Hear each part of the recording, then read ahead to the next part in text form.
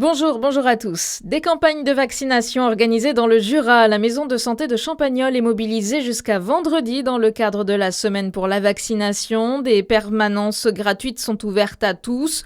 Vous pourrez vous y informer ou encore vous faire vacciner, que ce soit pour la grippe, la Covid ou le tétanos. Une campagne de vaccination lancée aussi sur toute la région. Une première victoire pour le PS. Sébastien Lecornu a proposé hier la suspension de la réforme des retraites jusqu'à la présidentielle.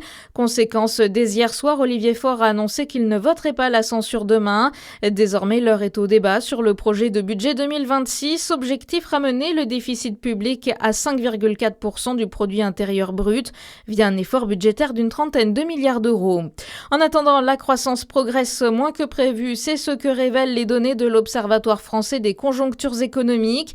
Il estime qu'elle devrait atteindre 0,7% cette année et en 2026, un chiffre bien en dessous de l'estimation de 1,4% par an.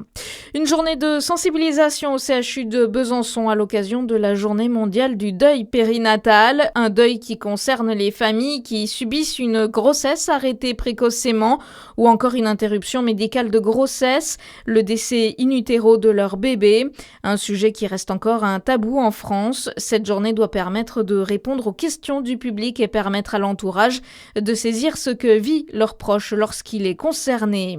Une nouvelle exposition à Dijon intitulée « Ce que nous murmurent les murs ». Le centre d'interprétation de l'architecture et du patrimoine, le 1204, accueille une exposition consacrée à l'archéologie du bâti réalisée par l'INRAP.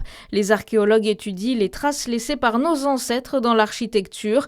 Des traces révélées à Dijon grâce aux dernières fouilles archéologiques.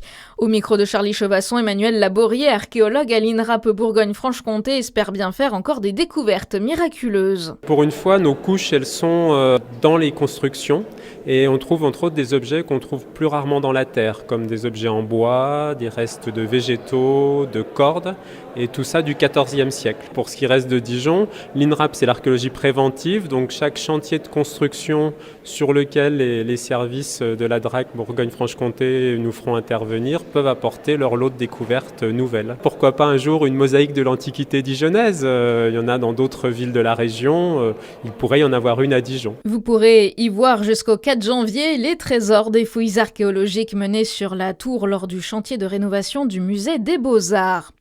En basket, l'Élan Chalon s'est offert la victoire sur le parquet de Nimburg, score final 97-95 hier.